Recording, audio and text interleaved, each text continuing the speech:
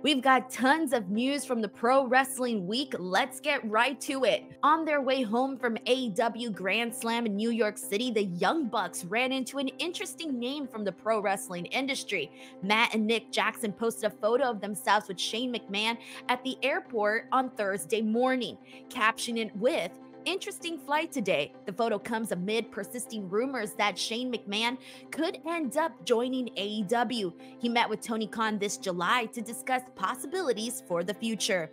After that meeting with Tony Khan, Shane McMahon issued a statement saying they discussed many things, but mostly their shared love of the pro wrestling business and the rewards and challenges of working with family. Shane called it a great meeting. Tony Khan said he really enjoyed talking with Shane McMahon. A chance meeting between Shane McMahon and AEW star Mercedes Moné also happened at LaGuardia Airport in New York City in July. And speaking of the McMahons, in case you missed it earlier this week, Vince McMahon reportedly attempted to purchase the Mr. McMahon docuseries from Netflix. Vince McMahon released a statement about the project saying that based on an early cut he'd seen, it conflates the Mr. McMahon character he portrayed on WWE programming with his true self. Vince McMahon wrote, "I don't regret participating in this Netflix documentary. The producers had an opportunity to tell an objective story about my life and the incredible business I built, which were equally filled with excitement, drama, fun, and a fair amount of controversy and life lessons. Unfortunately, based on an early partial cut I've seen, this doc falls short and takes the predictable path of conflating the Mr. McMahon character with my true self, Vince. The title and promos alone make that evident." He went on to say, "A lot has been misrepresented or left out entirely in an effort to leave viewers intentionally confused. The producers used typical editing tricks with out-of-context footage and dated sound bites, etc., to distort the viewer's perception and support a deceptive narrative. In an attempt to further their misleading account, the producers use a lawsuit based on an affair I ended as evidence that I am in fact Mr. McMahon. I hope the viewer will keep an open mind and remember that there are two sides to every story." Matthew Baloney of Puck News discussed Vince McMahon trying to purchase the docuseries in his What I'm Hearing newsletter released on Tuesday, saying, "After seeing early footage, Vince McMahon actually tried to buy the project back from Netflix, per two sources familiar. Vince also had Endeavor CEO Ari Emanuel, his new partner in TKO, chime in on his behalf, also voicing concern about the doc's treatment of Vince's alter ego, Mr. McMahon, which ended up being the title of the doc. Our own Brian Alvarez and Dave Meltzer addressed the situation on Wrestling Observer Radio. Meltzer noted that there were people in Netflix trepidatious about the 10-year media rights agreement they signed with WWE, considering the allegations against Vince McMahon, saying the deal with Netflix was signed a couple of days before the Janelle Grant lawsuit was filed. It was not like this was behind the scenes, this deal that everybody was drinking champagne about. There were people in Netflix who were not high on this deal, but they signed it. They went with it, but there were people who were trepidatious about getting into the business with WWE." All 6 episodes of Mr. McMahon are available to stream right now on Netflix. Speaking of which, Janelle Grant's attorney has issued a statement regarding the docuseries. Grant has filed a lawsuit against former WWE chairman Vince McMahon, former WWE talent relations head John Laurinaitis, and WWE, accusing McMahon of sexual assault and human trafficking of Grant. The statement from Grant's attorney Ann Callis reads, "The Mr. McMahon docuseries makes it clear there is no difference between Vince McMahon's on-air persona and his true self. They are one and the same. His character, known for violent outbursts, sexual deviance, and manipulation, is the real Vince McMahon, and exactly what Janelle Grant experienced behind closed doors at WWE for years." While the docuseries put McMahon's obsession with power and control on full display, it only scratches the surface of his criminal behavior, and it fails to tell the full story of his abuse, sexual assault, and human trafficking of Miss Grant. She deserves the opportunity to tell her story on her own time and in her own way. We look forward to her day in court and to seeing McMahon at last held accountable for his actions. The final episode of Netflix's 6-part Mr. McMahon series includes interviews with Vince himself giving his thoughts on retirement. Of course, the interviews with Vince McMahon were filmed before he resigned from TKO Group Holdings in January. When he was asked if he ever had plans of taking a step back or even retiring, Vince McMahon had this to say. No, I don't see myself ever retiring. I never understood why people stop growing. When you stop growing, you die. Some people are like, I want to retire one day. What are you going to do when you retire? I have no sympathy for people like that, so go die. It's not clear when exactly McMahon made these statements to the Netflix producers, but Vince did announce his retirement in July 2022 before returning to WWE as an executive chairman in January 2023. Now moving on to some more pro wrestling news, there will be some changes to WWE NXT's presentation on the CW network. NXT makes its move to the CW starting with next Tuesday's premiere. While speaking with the Chicago Tribune, in an advance of the episode, Shawn Michaels confirmed that from a look and physical standpoint, WWE has some changes in store for NXT. NXT is moving to the CW in a new 5-year TV deal. The show had aired on the USA Network since 2019. AEW is not as confident as they once were that Daniel Garcia will re-sign with the company. Last month, it was reported that while Garcia and AEW had not come to terms on a new deal, the promotion believed he was most likely staying. However, our own Dave Meltzer noted on the Wrestling Observer Radio that AEW is no longer as certain as they once were. Meltzer said that Garcia had not been on AEW programming of late is due to him not having re-signed. Meltzer says Tony Khan is often hesitant to put talent on AEW programming if he feels they are likely going to leave the company when their contracts are up. Garcia, who turned 26 last week, debuted in AEW on an episode of Dark in September 2020. AEW announced he signed a full-time deal in October 2021. Garcia is a former Ring of Honor Pure Champion and the current PWG World Champion. Former AEW World Champion MJF has booked a role in Adam Sandler's Happy Gilmore sequel. Deadline reported today that MJF has joined the cast of Happy Gilmore 2, the follow-up to Sandler's 1996 comedy classic. The movie stars Adam Sandler, Julie Bowen, and Christopher McDonald and is being filmed for Netflix. Deadline wrote that details as to MJF's role are currently under wraps as well as the sequel's plot. They did note that recently Adam Sandler has also teased that NFL star Travis Kelce is on board for a cameo, with production now underway, and Bad Bunny has also joined the cast. PW Insider reports that MJF will be playing the character Gordy in the film, who is one of Happy Gilmore's sons. It had been known that MJF was away from AEW programming due to filming for a movie. He defeated Daniel Garcia at All Out on September 7th, but was then laid out by a second-row piledriver from Daniel Garcia.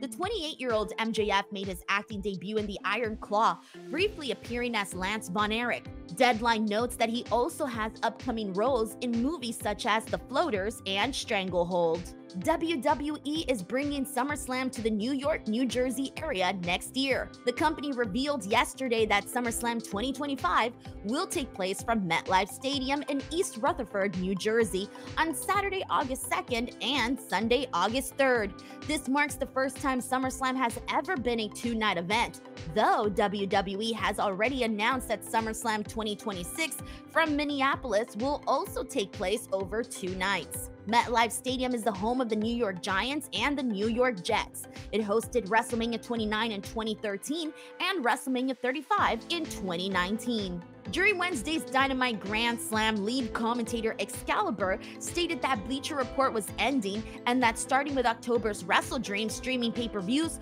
will be only available on Triller, YouTube, and payperview.com. The move is the latest interesting development in the ongoing TV rights negotiations between AEW and Warner Bros. Discovery, which owns Bleacher Report. Prior to this past April's Dynasty, it was announced that the ability to buy AEW streaming pay-per-views would be expanded beyond just Bleacher Report for the first time in the company's young history. Former AEW Women's World Champion Saraya has reportedly re-signed a 1-year deal to stay with AEW, according to Fightful. The outlet reported AEW had an option year, but this new deal that runs until September 2025 may have been a separate agreement. After her WWE contract expired in July 2022, the former Paige debuted in AEW in September 2022 at that year's Grand Slam event. and then returned to the ring 2 months later at Full Gear, picking up a win over Britt Baker. It was her first in-ring action in nearly 5 years due to what was thought to be a career-ending neck injury in WWE. Despite the half-decade absence, the 32-year-old wrestled more than once a month in 2023, winning the Women's World title in a four-way at the first All In at London's Wembley Stadium. The England native held the gold for under 2 months, losing it to Hikaru Shida. The absence of former TNT champion Wardlow has been on the minds of AEW fans for months, but Undisputed Kingdom teammate Matt Taven shone some light as to the reason why. During a podcast appearance, Matt Taven said that the big man is currently out with a knee injury, but didn't give any details as to the severity or when it was suffered. He said he believed that Wardlow is just trying to figure out what the best kind of treatment plan is to get back on track with that knee. The 36-year-old hasn't competed since this past March's Big Business edition of Dynamite, losing to the then world champion Samoa Joe. The month prior, it was feared he suffered a torn meniscus in a bout with Commander, but he did wrestle 3 times after that, including the aforementioned Samoa Joe match. Matt Taven was also asked about faction leader Adam Cole and didn't have any update, just saying everyone is trying to focus on their long-term health and that he'll be back when he's ready. Adam Cole has been out of action since suffering a severe ankle injury at last September's Grand Slam event. And in case you missed it earlier this week, Bronson Reed and Braun Strowman will continue their feud with a stipulation match on the September 30th WWE Raw. The wild brawls between Strowman and Reed of recent weeks on Raw will continue with a last monster standing bout on next week's Raw. And Dominic Mysterio will be suspended above the ring in a shark cage for the Women's World title match at WWE Bad Blood. A new stipulation was added to the Liv Morgan vs. Rhea Ripley Women's World Championship match set for Bad Blood, as Raw GM Adam Pearce announced during Monday's program that due to his interference in the past, Dominic Mysterio will be placed in a shark cage for the title bout. Also, in case you missed it, Jey Uso has won his first singles title in WWE. Jey Uso ended Bron Breakker's reign as Intercontinental Champion in the main event of Monday's Raw. The finish had Breakker kick out of a Samoan splash as the two ended up on the outside.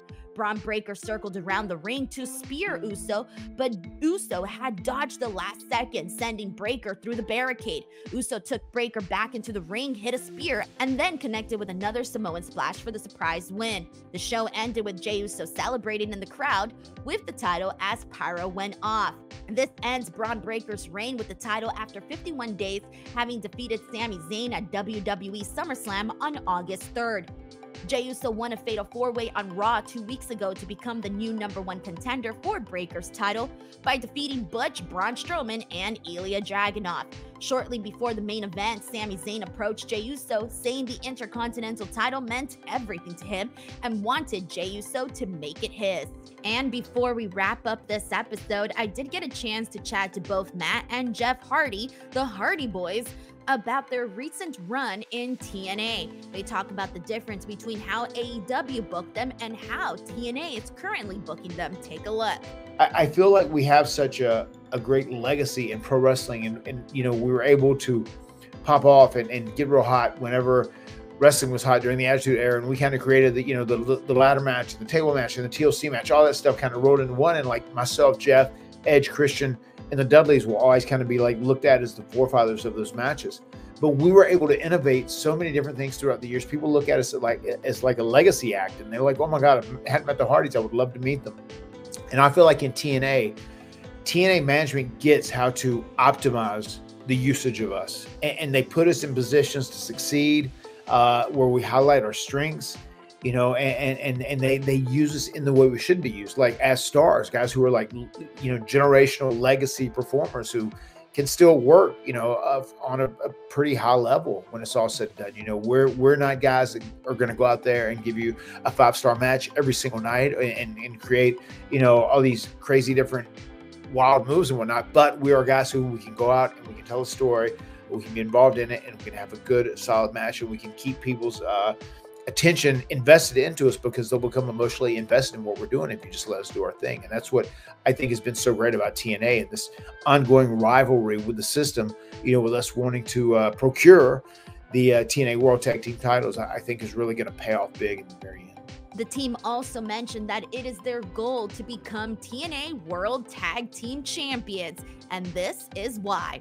And then we have like this new journey where myself and Jeff want to have that great one last final tag team run, or, a great, cementing moment where we become, one of the greatest tag teams of all time by winning another tag team title, another major tag team title in our 4th decade, by the way, because we won titles in the 90s, we won them in the 2000s, we won them in the 2010s, and this would be our first title in the 2020s. So that is what myself and Jeff, that our goal is right now. And that's a wrap for this episode of The Latest. If you enjoyed this episode, please do not forget to subscribe to F4W Online for more pro wrestling coverage.